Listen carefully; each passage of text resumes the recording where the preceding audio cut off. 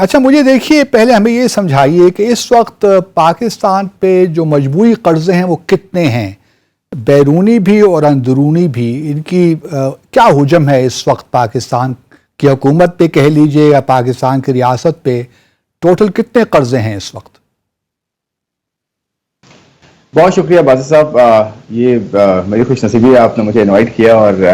इतना important topic जो है डिस्कस करने की बात की, क्योंकि इस वक्त सबसे बड़ा बर्निंग इशू ही हमारे यहाँ कर्जे हैं और कर्जों का बेतहाशा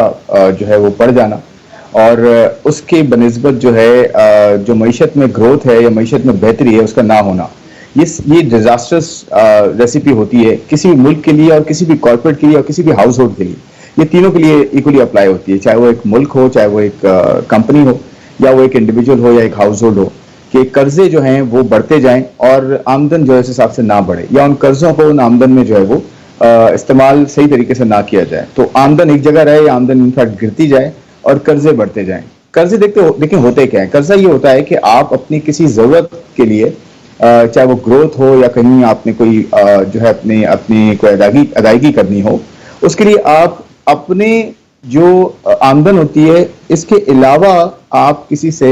कोई अमाउंट लेते हैं, कोई आप जो है वो कोई रुपये में या डॉलर्स में लेते हैं ताकि आप जो है उसको किसी अदायगी के लिए इस्तेमाल कर सकें या कहीं पे उसे इन्वेस्ट करके उसके लिए उसकी अर्निंग्स, अपनी अर्निंग्स जो है उसके थ्रू जो है वो क्रिएट कर सकें और फिर उसको वक्त पे वापस भी दें। अभी मेरा जरा सवाल खुदा से, सॉरी तो मैं कतई कलामी माफ़ी चाहता हूँ, मुझे ये बताइए कि इस वक्त पाकिस्तान में मजबूरी कर्जे कितने हैं इस वक्त, बैरूनी और अंदरूनी मिलाकर? जी देखिए, पाकिस्तान के जो टोटल कर्जा है वो तकरीबन कोई 73 ट्रिलियन रुपीस है, यानी कि 73,000 अरब रुपया जो है, बल्कि 73,000 अरब जो है अगर आप उसको कन्वर्ट करें डॉलर्स में तो वो तकरीबन बनता है आपका, ये समझ लें कि तकरीबन 294 अरब डॉलर बनता है। 294 कर रहा हूँ जी, 294 अरब डॉलर। इसमें और ये इसके अंदर अगर आप जी अंदरूनी कितने और बैरूनी कितने हैं? जी मैं वही बता रहा हूँ कि अगर आप बैरूनी कर्जाजात देखें तो 126 अरब डॉलर के करीब बैरूनी कर्जाजात हैं और उसमें से आप बाकी जो है वो आपका जो है अंदरूनी कर्जाजात बनते हैं। उसमें से आप तकरीबन 300 बिलियन डॉलर आप समझ लें कि आपका टोटल कर्जा जो है हो चुका है। उसमें से 125 बिलियन डॉलर आपका बैरूनी है और बाकी 175 अरब डॉलर तकरीबन आपका जो है वो अंदरूनी कर्जा है। इनफैक्ट अंदरूनी कर्जा ज्यादा है, डोमेस्टिक कर्जा ज्यादा है बनिस्बत इसके कि बैरूनी कर्जा हो। तो ये अगर आप देखें कि ये इसकी वजूहात क्या होंगी, तो वजूहात पे वो मैं उस पे आते हैं खुरम साहब। पहले ज़रा थोड़ा मैं अपने नाजरीन के लिए समझना चाहता हूँ। अच्छा, जो आपने कहा कि अंदरूनी कर्जे ज़्यादा हैं, जहाँ तक अंदरूनी कर्ज़ों की बात है, ये हुकूमत वक्त फैसला करती है कि हमने, अब चूँकि हमारे पास पैसा नहीं है, तो ये कर्जे किससे लिए जाते हैं? ये कमर्शियल बैंक से लिए जाते हैं? कर्जे किससे लिए जाते हैं अंदरूनी, और इसकी शरह सूद कौन डिटरमिन करता है? जी देखें, ये अंदरूनी कर्जाजात जो होते हैं, डोमेस्टिक हम डेट जिसे कहते हैं या लाइबिलिटीज कहते हैं, ये ज़्यादातर हमारे यहाँ, खासकर हमारे यहाँ, क्योंकि सिस्टम को इतना ज़्यादा जो है वो रोबस्ट नहीं, मैं ये कहूँगा बहुत ज़्यादा डेप्थ नहीं है सिस्टम में, तो ज़्यादातर जो कर्जे आते हैं वो बैंकिंग सिस्टम से आते हैं। पहले ये होता था कि स्टेट बैंक या सेंट्रल बैंक जो होता है किसी भी कंट्री का, वो खुद जो है कर्जे देता था। इसे जो है ना गवर्नमेंट बोरिंग कहते हैं कि गवर्नमेंट जो है वो तो सेंट्रल बैंक से बोरो करता है डायरेक्ट, या फिर सेकेंडरी मार्केट से, यानी कि बैंकों से, डेवलपमेंट फाइनेंशियल इंस्टीट्यूशन से, म्यूचुअल फंड से, इंश्योरेंस से, यानी कि ये कॉर्पोरेट्स में भी आ जाते हैं। तो कॉर्पोरेट्स एंड बैंक्स ये ज़्यादातर जो है बड़े कर्जाजात देते आए हैं गवर्नमेंट ऑफ पाकिस्तान को। अब जो है सेंट्रल बैंक से डायरेक्ट बोरोइंग जो है IMF ने रोकी है कि आप डायरेक्ट बोरोइंग नहीं कर सकते, क्योंकि होता ये है कि सेंट्रल बैंक से जब डायरेक्ट बोरोइंग करते हैं तो प्रिंटिंग होती है मनी की। अगर प्रिंटिंग होती है, जैसे रुपये की प्रिंटिंग बहुत बढ़ जाती है, उसकी वजह से महंगाई में बहुत इजाफा होता है। तो इसलिए जो लोकल कर्जा जाते हैं वो ज्यादातर जो है बैंकों और इसकी शरह सूद कौन डिटरमिन करता है? वो स्टेट बैंक करता है पाकिस्तान के कॉन्टेक्स्ट में? जी देखें, होता ये कि पूरी दुनिया में ऐसी होता है कि जो सेंट्रल बैंक्स होते हैं वो शरह सूद एक हद तक जो है वो रखते हैं, जब उनको लगता है कि जो प्राइस है पैसे की या रुपये की या जो भी करेंसी होती है उसकी जो कीमत है वो शरह सूद कहलाती है। उस कीमत को ऊपर नीचे करने से उस मनी की या उस प्राइस की या उस करेंसी की ऊपर नीचे होने से उसकी डिमांड सप्लाई में इजाफा या कमी होती है, इसलिए वो शरह सूद को ऊपर नीचे करता है। तो सेंट्रल बैंक शरह सूद का एक बेंचमार्क देता है کہ جی مثال کے طور پہ آج شرح سود 22% ہے، تو بینکس کیا کرتے ہیں کہ اس 22% کو بینچ مارک لیتے ہیں منیمم، پھر اس کے اوپر اپنا ایک اسپریڈ لگاتے ہیں جو اپنا ایک پروفٹ ہوتا ہے، وہ 2%، 3%، 4%، 10%، 15% جو بھی ہوتا ہے بورور کے حساب سے، وہ اس پہ قرضہ اپنا اسپریڈ ایڈ کرتے ہیں اس شرح سود پہ، اور پھر وہ آگے جو ہے وہ تو یہ بینک ٹو بینک اس میں فرق ہو سکتا ہے؟ بالکل ہو سکتا ہے، کیونکہ ہر بینک کی کاسٹ الگ ہوتی ہے، اس کے بعد ڈپازٹس ہوتے ہیں، ڈپازٹس کی کاسٹ الگ ہوتی ہے، جو بینک جو ہوتے ہیں وہ لوگوں سے پیسہ لیتے ہیں، اپنے پاس ڈپازٹس میں رکھتے ہیں، اور وہ پھر آگے جو ہے وہ قرضوں کی صورت میں یا تو کارپوریٹ سیکٹر کو دیتے ہیں، یا پھر وہ گورنمنٹ کو دیتے ہیں، یا پھر انویسٹ کرتے ہیں ڈفرینٹ جو ہے وہ انسٹرومنٹس میں. اچھا، تو ابھی میں آپ کو بتاتا ہوں جی اندرونی قرضوں میں گورنمنٹ کے پاس کتنا ایک اسپیس ہوتی ہے کہ وہ نہ دے یا ری شیڈیول کرے ان کو as compare to external debt? جی دیکھیں، بالکل گورنمنٹ کے پاس یہ لیوے ہوتا ہے، یا یہ کہنے آپشن ہوتا ہے کہ وہ قرضوں کو نہ دے، یا قرضوں کو ڈیلے کر دے، یا قرضوں کو ریسٹرکچر کر لے، یا کہے کہ جی کچھ عرصے تک جو ہے قرضے میں نے اگر ایک سال میں 1 ارب روپیہ دینا ہے، میں مثال دیتا ہوں کہ 1 سال میں 1 ارب دینا ہے، تو میرے پاس ابھی 1 ارب روپیہ نہیں ہے، تو 2 سال میں کر لیں. شرح سود اگر 10% میں دے رہا ہوں تو 10% نہیں ہے، آپ اس کو 8% کر لیں. یہ آپشن ہوتا ہے گورنمنٹ کے پاس، لیکن یہ رسکی آپشن ہوتا ہے، کیونکہ اس سے گورنمنٹ جو ہے اگر اپنے وقت پہ قرضہ نہیں واپس دیتی، چاہے وہ بینکنگ سسٹم ہو، اندرونی یا فائنینشل سیکٹر ہو یا کارپوریٹ ہو، تو وہ ڈیفالٹ کے زمرے میں آ سکتا ہے. لیکن یہ ہو سکتا ہے کہ ڈیفالٹ کرنے سے پہلے خود جو ہے گورنمنٹ جائے فائنینشیل انسٹیٹیوشنس کے پاس اور کہے کہ جی دیکھیں بہت زیادہ جو ہے برڈن آ رہا ہے، اور بہت زیادہ میرے پاس قرضے ہیں، میرے پاس نہ ٹیکس نہیں ہے، یا میرے پاس اتنے خرچے بہت زیادہ ہیں تو میں واپس نہیں دے سکتا وقت پہ. تو آپ یہ کریں کہ ابھی سے ہی اس کو سافٹ کرنا شروع کر دیں، جو واپسی ہے قرضوں کی، مثال کے طور پر ان کے انٹرسٹ ریٹ کو تھوڑا کم کر دیں، ان کی مدت کو بڑھا دیں، تاکہ گورنمنٹ کے پاس ایک روم مل جائے، ایک پیریڈ مل جائے جس میں وہ اپنے قرضوں کو آرام سے واپسی دے سکے. اچھا، جہاں تک اب بیرونی قرضوں کی بات ہے، ذرا ہمارے ناظرین کو بتائیے خرم صاحب کہ اس میں انٹرنیشنل فائنینشیل انسٹیٹیوشنز کا کتنا قرضہ ہے اور بائی لیٹرل قرضہ کتنا ہے، اگر آپ ہمیں بتا سکیں. پہلے تو میں آپ کو ایکسپلین کر دیتا ہوں کہ بائی لیٹرل، ملٹی لیٹرل اور کمرشل ڈیٹ میں فرق کیا ہوتا ہے. یہ 3 طرح کے زیادہ تر جو ہے وہ قرض جات ہوتے ہیں. پہلے میں کہتا ہوں کہ ملٹی لیٹرل جو ہے وہ کیا ہوتا ہے. ملٹی لیٹرل میں آپ کے یہ جو بڑے انسٹیٹیوشن ہوتے ہیں، ورلڈ بینک ہو گیا، ADB ہو گیا یعنی کہ Asian development bank, Islamic development bank ہو گیا، ایشین انفراسٹرکچر ڈیولپمنٹ بینک ہو گیا، IMF ہو گیا، یہ سارے ملٹی لیٹرل میں آتے ہیں، اور ان سے قرض دار آپ کے چلتے رہتے ہیں، وقتاً فوقتاً دوبارہ واپس دیتے ہیں. پھر میں آتا ہوں بائیلیٹرل پہ کہ بائیلیٹرل کیا ہوتا ہے. بائیلیٹرل ہوتا ہے کہ آپ کسی ایک پارٹی کے ساتھ قرضہ جو ہے لیتے ہیں. مثال کے طور پہ پاکستان چائنا سے قرضہ لیتا ہے، پاکستان سعودی عربیہ سے قرضہ لیتا ہے، پاکستان عرب امارات سے جو ہے قرضہ لیتا ہے، قطر سے قرضہ لیتا ہے. تو یہ جو ہے بائیلیٹرل آتا ہے، یعنی کہ یہ کنٹری ٹو کنٹری ہے. پھر میں آتا ہوں کمرشل لونز پہ. کمرشل لونز یہ ہوتے ہیں کہ آپ ایک طریقے کا ایک کاغذ ایشو کرتے ہیں انٹرنیشنل مارکیٹ میں کہ جی میں 6-7% ڈالر پہ آپ کو جو ہے نا ریٹرن دوں گا ہر سال، آپ مجھے 1 ارب ڈالر جو ہے قرضہ دے دیں. تو اسے کہتے ہیں کمرشل ڈیٹ، بانڈ جسے کہتے ہیں. اسی طرح پرائیویٹ بینکوں سے بھی قرضہ لیتی ہے گورنمنٹ آف پاکستان. مثال کے طور پر چائنیز بینک سے لے لیا، اماراتی بینک سے لے لیا، یا امریکن بینک سے لے لیا، سنگاپور چلے گئے، تو انہیں بھی کمرشل ڈیٹ میں جو ہے وہ کاؤنٹ کیا جاتا ہے. اب میں آتا ہوں کہ اس کا حصہ کتنا ہے پاکستان کا جو کمرشل ڈیٹ ہے اور بائیلیٹرل ڈیٹ ہے اور ملٹی لیٹرل ڈیٹ ہے. ملٹی لیٹرل ڈیٹ تقریباً جو ہے وہ 40% کے قریب جو ہے پاکستان کا آن ایوریج ہے. اسی طرح سے اس پہ جو ملٹی لیٹرل ہے خرم صاحب، اس پہ شرح سود تقریباً کتنی ہے؟ جی پہلے میں آپ کو یہ بتاتا ہوں کہ اس کا بریک اپ کتنا ہے. ملٹی لیٹرل کا جو بریک اپ ہے، یعنی کہ $100 اگر ہیں تو $100 کے اندر تقریباً کوئی 40% حصہ ملٹی لیٹرل کا ہوگا، IMF، ورلڈ بینک، ان سب کا. اسی طرح سے تقریباً کوئی 40% حصہ، 42% حصہ بائیلیٹرل کا بھی ہے، جس میں چائنا ہے، سعودی عربیہ ہے، یونائٹڈ عرب امارات ہے، اور اس طرح کے کنٹریز ہیں، جاپان ہے اور دوسرے کنٹریز ہیں. اور پیرس کلب بھی اسی طرح سے، ایک پیرس کلب ہے، اس کا بھی کچھ حصہ ہمارے پاس ڈیٹ کا ہے. تو یہ سارے جو ہے تقریباً یہ کہہ لیں آپ کہ 80 سے 85% حصہ یہ multi lateral and by lateral country کے ساتھ اور یہ بینکوں کے ساتھ ہمارا ہے دنیا کے بڑے. جو ریمیننگ پورشن ہے تقریباً کوئی 15% بنتا ہے، کوئی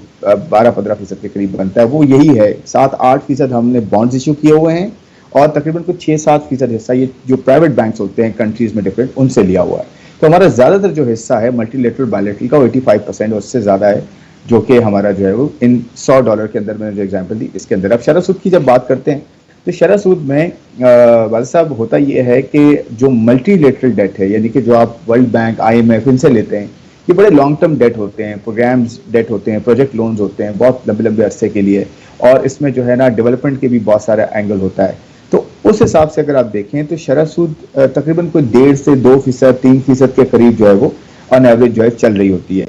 بنسبت اس کے جب آپ بائیلیٹرل کی بات کرتے ہیں کہ چائنا ہے, سعودی عربیہ ہے, UAE ہے, کیونکہ شرح سود اب بڑھ رہی ہے, تو یہ ہوتا یہ ہے کہ یہ آہستہ آہستہ مارکیٹ کی جو ریٹس ہوتے ہیں ان کے پاس آ جاتے ہیں. مثال کے طور پر ابھی جو ہے انٹرنیشنل مارکیٹ میں شرح سود جو چل رہی ہے وہ تقریباً 5% کے قریب ہے. تو آپ کو بھی یہ والے جو بائیلیٹرل ڈیٹ ہوتا ہے یہ شارٹ ٹرم بھی ہوتا ہے. دیکھیں جتنی ڈیوریشن کم ہوتی ہے, یعنی کہ جتنا عرصہ کم ہوتا ہے پے کرنے کا, آپ کو اس حساب سے ریٹ بھی زیادہ جو ہے وہ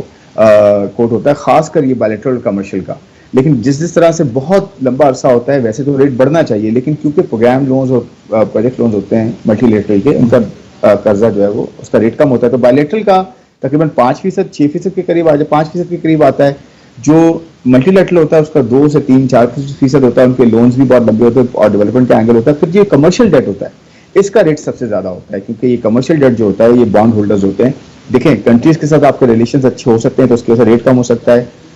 ملٹی لیٹرل ایجنسیز کے ساتھ جیسے IMF, ورلڈ بینک, ان کے ساتھ آپ کے ایک ریلیشنز لانگ ٹرم چلتے ہیں تو ان کے ساتھ ریٹ اتنا زیادہ نہیں ہوتا. کمرشل کے ساتھ یہ ہوتا ہے کہ آپ کو کمرشل جو ہے نا وہ ٹرمز پہ جو ہے نا بوروئنگ کرنی پڑتی ہے, تو وہ 6, 7, 8% تک جاتا ہے. تو اس طرح سے آپ کا جو قرضہ ہے وہ ملٹی لیٹرل کا کم ڈیٹ قرضے کا سود ہوتا ہے, شرح سود بائیلیٹرل کا تھوڑی زیادہ ہوتی ہے, اور کمرشل کی جو ہے وہ سب سے زیادہ ہوتی ہے. اچھا, یہ جو آپ 1-2 الفاظ ہم سنتے ہیں ری اسٹرکچرنگ اور رول اوور, اس میں ذرا فرق ہمیں بتا دیجیے, اس سے کیا مطلب ہوتا ہے؟ دیکھیں جو رول اوور ہوتا ہے نا, میں نے آپ سے مثال کے طور پہ $100 قرضہ لیا اور میں نے کہا کہ جی باسط صاحب میں آپ کو جو ہے نا 1 سال بعد یہ $100 پے کر دوں گا, اور آپ نے کہا ٹھیک ہے. تو 1 سال پورا ہوا, اس سے تھوڑا عرصہ پہلے میں نے کہا باسط صاحب ایک کام کرتے ہیں, کیونکہ آپ میرے جاننے والے ہیں اور بڑا آپ کے ساتھ ایک اچھا ریلیشن ہے, تو میں آپ سے کہوں گا باسط صاحب آپ ایک کام اگر کر لیں کہ مجھے $100 اور دے دیں, اور یہ جو $100 میں نے آپ کو دینے ہیں یہ اگلے سال آپ کے ساتھ میں $200 پورے آپ کو اگلے سال ری پے کر دوں گا. تو اس کا مطلب یہ ہوا کہ $100 آپ نے مجھے مزید دیے 1 سال ختم ہونے پہ, اور جو آپ کو میں نے $100 دینے تھے اس کا بھی آپ نے مجھے وقت آگے دے دیا کہ ٹھیک ہے آپ 1 سال بعد دے دینا, کوئی پرابلم نہیں ہے, ابھی آپ اپنے کام چلاتے رہیں, اور آپ اپنی ری پیمنٹ روک نہیں رہے. آپ نے یہ کہا کہ جی میرے اور کچھ ڈیولپمنٹ جو ہے پروجیکٹس آ گئے ہیں, مجھے کچھ اور جو ہے انویسٹمنٹ کرنی ہے یا کچھ اور مجھے لگانا ہے یا مجھے کچھ اور قرضے واپس دینے ہیں, تو آپ مجھے برائے مہربانی 1 سال بعد جو ہے مجھے تو چین اور سعودی عرب وغیرہ نے اس وقت ہمارے ساتھ یہی فیور کیا ہے, رول اوور کیا ہے. جی بالکل یہی فیور کیا ہے, بالکل کیونکہ دیکھیں آپ ہم نے $1 ارب لیا تھا, انہوں نے $1 ارب آگے کر دیا اور مزید $1 ارب اور دینے کی بات کی ہے, اور اب تو $2 ارب مزید دینے کی بات کی, اور یہاں اس سال والا جو $1 ارب ہم نے واپس دینا تھا وہ انہوں نے مزید 1 سال ہمیں وقت دے دیا. تو وہ یہ دوست تو یاروں میں ایسا ہوتا ہے جو ہے, لیکن یہ ملٹی لیٹرل کے ساتھ بہت مشکل ہوتا ہے, کمرشل کے ساتھ سب سے مشکل ہوتا ہے, کیونکہ کمرشل جو بارور ہوتا ہے وہ کہتا ہے جی آپ نے میرے ساتھ ایک وعدہ کیا, آپ اسی وقت کو مجھے دے ورنہ آپ ڈیفالٹ کر جائیں گے. اب میں آتا ہوں ری اسٹرکچرنگ پہ. ری اسٹرکچرنگ دیکھیں ایک ایسا جو ہے عمل ہوتا ہے جو کہ آپ بہت زیادہ جب ایسی حالت میں ہوتے ہیں کہ آپ کی ارننگز کم ہو جاتی ہیں, انکم بہت کم ہو جاتی ہے اور قرضے دینے کی استطاعت بہت کم ہو جاتی ہے, تو ایونچولی آپ جاتے ہیں اپنے بڑے بارورز کے پاس, بڑے لینڈرز کے پاس. آپ کہتے ہیں کہ جی ایک کام کرتے ہیں, ہمارے پاس اب اتنی استطاعت نہیں رہی کہ ہم آپ کو جو ہے آپ کے قرضے واپس کر سکیں, تو آپ 1-2 کام اگر کر لیں کہ آپ قرضے اگر ہم نے آپ کو 5 سال میں دینے تھے آپ اسے 10 سال کر دیں یا 7 سال کر دیں, اور آپ کو شرح سود مثال کے طور پہ 5% دینی تھی, آپ بے شک جو شرح سود ہے وہ بڑھا لیں, وہ 6% کر لیں آپ, کیونکہ میں آپ سے وقت بھی مانگ رہا ہوں زیادہ. تو وہ ہوتا یہ ہے کہ جو ٹرمز ہوتی ہیں وہ ری اسٹرکچر ہو جاتی ہیں, یعنی کہ جس میں پیریڈ تھا پیریڈ بڑھ گیا, پھر آپ کے یہاں جو اس کی کاسٹ تھی یا اس کی جو پرائس تھی جو شرح سود تھی وہ آپ نے بڑھا دی تھوڑی سی, اس لیے کہ آپ مجھے وقت تھوڑا زیادہ دے رہے ہیں, مجھے تھوڑا سا روم ملے گا تو میں مزید اپنی آمدن کو بہتر کر کے آپ کو جو ہے وہ ری پے کر سکوں گا. پھر اس میں اور بہت ساری شرائط ہوتی ہیں کہ جی کس طرح سے کیش فلو آئے گا, کیسے میں آپ کو ہو سکتا ہے جلدی بھی پے کر دوں لیکن ایک وقت مجھے دے دیں, ایک شرح سود اس کے ساتھ. اور یہ بھی ہو سکتا ہے کہ شرح سود کٹ کر دی جائے, شرح سود یہ کر دی جائے کہ شرح سود آپ کم کر لیں, اور ہیئر کٹ جسے کہتے ہیں کہ جی آپ شرح سود تھوڑی سی کم کر لیں اور اپنا انٹرسٹ کم کر لیں, اپنا سود کم کر لیں ہم سے, تو میں آپ کو کچھ سود تو دے سکتا ہوں لیکن 100% نہیں دے سکتا. لیکن پاکستان نے ابھی تک یہ آپشن نہیں استعمال کیا یا ریکویسٹ نہیں کی ملٹی لیٹرل فورمز کو. نہیں جی بالکل نہیں کی ابھی تک, اور میرے خیال میں گورنمنٹ جو ہے پلاننگ کے فیز میں ہے, یہی سننے میں آ رہا ہے, اور یہ مجھے لگتا ہے کہ کرنا پڑے گا. اس میں ایک اور ورڈ بھی یوز ہوتا ہے عبدالباسط صاحب, ری پروفائلنگ جو ہے ریسٹرکچرنگ سے تھوڑا سا ایک اسٹیپ نیچے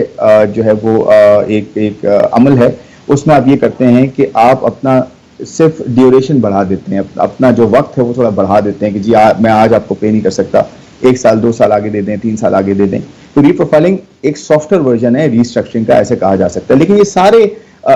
عمل جو ہیں اس لیے ہیں کہ آپ کو قرضے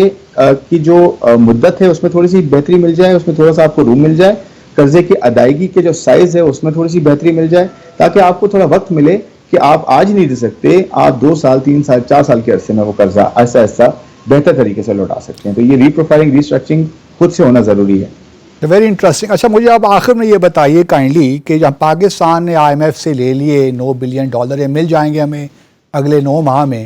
تو اس کے بعد آپ کیا ہوتا دیکھ رہے ہیں پاکستان کی اکانومی کو سامنے رکھتے ہوئے؟ اچھا میں دیکھیں $3 بلین ہیں جو IMF کے ساتھ ایک شارٹ ٹرم جو ہے وہ برج فائننسنگ اسے کہتے ہیں کہ جی آپ کو ایک بڑا پروگرام لینا ہے نئی گورنمنٹ آنے کے بعد, اس سے پہلے آپ یہ کریں کہ کیونکہ آپ کا سروائیول تھوڑا مشکل ہوتا جا رہا ہے. کیونکہ میں آپ کو ایک نمبر دیتا ہوں عبدالباسط صاحب, اگلے 3 سالوں میں $92 ارب کی نیڈ ہے ہمیں, $92 ارب کی اگلے 3 سالوں میں. اور آج ہمارے پاس جو ریزروز ہیں, یعنی کہ جو فوریکس ریزروز ہوتا ہے نا, اسٹیٹ بینک کے پاس ایک آپ کے پاس جمع پونجی ہوتی ہے کہ دنیا کے ساتھ ٹریڈ کرتے ہیں تو اس میں بچت کتنی ہوتی ہے آپ کے پاس, وہ آپ رکھتے ہیں, وہ $4.5 ارب ہے. اور اگلے 3 سالوں میں جو ہماری ایکسپورٹس کہہ لیں, ریمیٹنسز کہہ لیں, جس سے فارن ایکسچینج ارننگ ہوتی ہے, یا انویسٹمنٹ کہہ لیں باہر سے جو آتی ہے, وہ ابھی بھی اس طرح سے اتنی زیادہ انکریجنگ نہیں نظر آ رہی. تو ہمارے پاس جو واپسی کے جو طریقہ کار ہے وہ ابھی ہم نے ڈٹرمن نہیں کیا, اسٹریٹجی جسے کہتے ہیں. تو آپ یہ کہہ رہے ہیں کہ جی 6 مہینے میں آپ کو $3 ارب ملیں گے, اس وقت تک جب تک نئی گورنمنٹ آ کے $12 سے $15 ارب کا پروگرام لے لیتی ہے IMF سے. اس کے اندر پھر ریسٹرکچرنگ بھی ہوگی. آپ یہ تقریباً کوئی $75 ارب, $92 بلین میں $75 ارب کا آپ کا صرف قرض ہے, اور آپ کو جو ڈالر چاہیے وہ گرو کرنے کے لیے چاہیے, امپورٹس کے لیے, کہ جی کچھ منگائیں گے, کچھ انڈسٹری چلے گی تو ہم کچھ کما کے واپس بھی دے سکیں. تو اگلے 6 مہینے میں یہ $3 ارب چیلنجنگ ہوں گے, اتنا آسان نہیں ہے یہ بھی حاصل کرنا, کیونکہ ہر 3 مہینے بعد ریویو ہوگا کہ آپ نے کیا اچیو کیا, کتنا ٹیکس اکٹھا کیا, کتنا آپ نے جو ہے وہ سبسڈی کم کی, کتنی انفلیشن کم کی, کتنی گروتھ لے کر آئے. یہ IMF کے ٹارگیٹس ہوتے ہیں جو آپ کو پورے کرنے پڑتے ہیں. تو مجھے لگتا ہے کہ نئی گورنمنٹ جب تک آئے گی, وہ جب تک $12-15 بلین کا پروگرام نہ لے گی اور ریفارمز نہیں کرے گی, اپنے خرچے کم نہیں کرے گی, اس وقت تک آپ کے جو ہے وہ مجھے نہیں لگتا کہ اگلے 2-3 سالوں میں آپ کو بہت زیادہ کوئی جو ہے لیوے ملے گا گرو کرنے کا کھل کے. تو یہ جو $92 بلین آپ نے کہا, یہ اندرونی قرضے بھی اس میں شامل ہیں کہ صرف بیرونی قرضوں کی بات کر رہے ہیں, ادائیگی کی بات کر رہے ہیں؟ یہ صرف بیرونی قرضے ہیں. اس کے اندر $75 ارب کے صرف بیرونی قرضے ہیں. تو 75 میں سے 92 بلین اگر آپ مائنس کریں تو تقریباً $17 ارب آپ کو صرف 3 سال میں $6 بلین کر کے گرو کرنے کے لیے چاہیے. امپورٹس بھی تو آپ کو کھولنی پڑیں گی نا, تو اس لیے آپ جی اچھا یہ بتا دیجئے کہ بہت اپریہنشنز ہیں اباؤٹ کہ چائنیز ڈیٹ ٹریپ میں ہم پھنس رہے ہیں, کیا بات درست ہے یہ؟ دیکھیں ایک طرف ہو جانا یہ رسکی ہوتا ہے کہ مثال کے طور پہ آج جو ہمارا قرضہ ہے $125 ارب میں نے آپ کو بتایا بیرونی قرضہ ہے. اچھا اس میں کچھ پرائیویٹ پورشن بھی ہے, گورنمنٹ کا بھی پورشن ہے قرضے کا اور پرائیویٹ سیکٹر کا بھی پورشن ہے قرضے کا بیرونی. میں آپ کو بتاتا ہوں جو گورنمنٹ کا پورشن ہے $125 بلین میں بیرونی وہ 80% کے قریب ہے, یعنی کہ آپ $100 بلین لے لیں. اس $100 بلین میں صرف چائنا کا حصہ $30 بلین ہے. 30% حصہ اکیلے چائنا کو ہم نے دینا ہے واپس آؤٹ آف $100 بلین. تو میں یہ کہتا ہوں, میرا پرسپیکٹو یہ ہے عبدالباسط صاحب کہ آپ کا اپنا پرابلم یہ ہے کہ آپ نے اپنا ڈیٹ ایک بہت زیادہ کر لیا ہے بنسبت آپ کی اکانومی کے سائز کے اور آپ کے ریزروز کے, اور ری پیمنٹ کیپیسٹی جو ہوتی ہے واپس دینے کی صلاحیت وہ آپ نے کریٹ نہیں کیا. آپ نے قرضہ بہت زیادہ لیا اور ایک کنٹری سے زیادہ قرضہ لے لیا, تو اس کا قصور کم ہے کہ جی وہ ڈیٹ ٹریپ میں ہمیں پھنسا رہا ہے. ہمارا قصور زیادہ ہے کیونکہ ہم نے ریلائنس ڈیٹ پہ بہت زیادہ کر لیا, اس قرضے کو فائدہ اس کو فائدے میں کنورٹ نہیں کیا. دیکھیں یہ بڑا انپورٹنٹ پوائنٹ ہے کہ آپ کسی سے قرضہ لیں یہ بہت بڑی اپرچونٹی ہوتی ہے کہ کسی کے پیسوں کو استعمال کرتے ہوئے اپنی کیپیسٹی جو ہے وہ بہتر کریں، اپنی آمدن بہتر کریں. اگر آپ نہیں آمدن بہتر کر سکتے تو یہی سب سے بڑا آپ کو جو ہے وہ جو ہے نا وہ آپ کے لیے بہت بڑا پرابلم کریٹ کرتا ہے فیوچر میں. کہتے ہیں قرضہ لینے کا مطلب ہے اپنا فیوچر کمپرومائز کرنا. تو فیوچر اسی طرح کمپرومائز ہوتا ہے کہ جب آپ قرضہ لیتے ہیں اسے استعمال صحیح نہیں کرتے اور واپس دینے کی صلاحیت نہیں پیدا کرتے تو آپ کی قوم کے لیے بھی پرابلم ہوتا ہے اور آپ کے لیے. میں ایک نمبر آپ سے شیئر کرنا چاہتا ہوں کہ ایک فیکس آمدنی ہماری 2011-12 کی اگر آپ دیکھیں تو تقریباً کوئی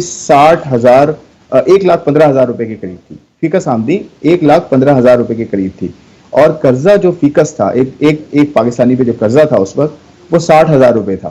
تو تقریباً 50% کا فرق تھا کہ میرے جو قرضہ ہے وہ میری آمدن کا 50% ہے. آج میری آمدن کا وہ 70% ہو چکا ہے کیونکہ میرے پاس قرضہ فیکس جو ہے 2,60,000 روپے چڑھ چکا ہے اور میری آمدن جو ہے وہ 3,80,000 روپے.